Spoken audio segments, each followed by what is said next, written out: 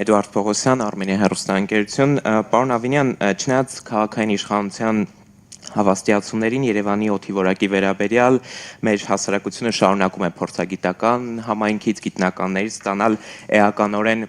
տարբեր կարծիքներ, գնահատականներ, ձեր կարծիքով ինչու են այս գնահատականներն իրարից էականորեն տարբերվում եւ քաղաքային իշխանությունը բացի պատասխանատու պաշտոնյաների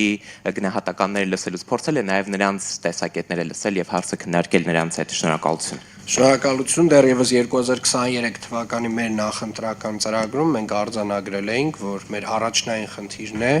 Երևան քաղաքում տեղադրել բավարար քանակի օդի որակի չափիչ սարքեր եւ այդ նախընտրական մեր խոստումը իրականացրել ենք, կարելի ասել, ամբողջությամբ։ Երևան քաղաքում այս պայդրությամբ ամենապոտենցիալ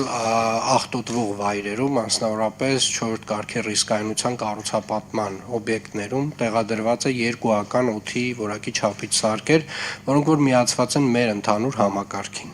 Եվ իրականում այս խոսակցությունը կարելի ասել բացել է Երևանի քաղաքապետարանը։ Այս գործողություններն իրականացնելով մենք ականջալուր ենք մեր գործընկերներին, ովքեր որ իրապես ունեն մասնագիտական կարծիք, խոսքը գնում է մասնագիտական կարծիքի մասին, ոչ սիրողական գնահատականների, որովհետև իրականում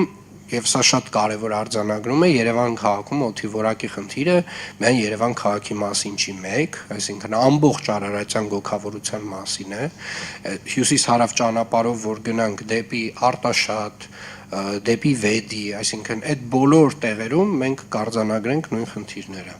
Եվ իրականում նաև պետք է արձանագրենք, որ հիմնական խնդիրը պայմանավորված է մեր բնակլիմայական պայմաններով, օրինակ հիմա տեսնեք, օդի որակը շատ լավ մակարդակում է, որովհետև հյուսիսային ցիկլոնը ամբողջապես մաքրել է օդը, ձյունը մաքրել է օդը, եւ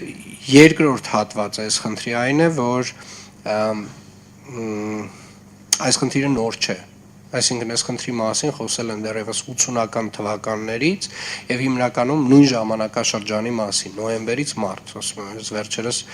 կարդում էի Los Angeles Times-ի 1985 թվականին գրված Երևան քաղաքում օդի որակի խնդրի մասին, որը կրկին անգամ շեշտում էր այն խնդիրները, որի մասին խոսում ենք։ Բայց խոսքը նրա մասին չի, որ մենք առհասարակ ձեռքներս ծալած ուղղակի նստելու ենք եւ հետևենք, թե բնակլիմայական պայմանները մեզ հետ ինչ են անում։ Այս խնդիրը շատ բարդ լուծվող խնդիր է, բայց ամեն դեպքում որոշակի մեղմացումներ հնարավոր է ունենալ եւ մենք այդ ուղղությամբ ունենք քառամյա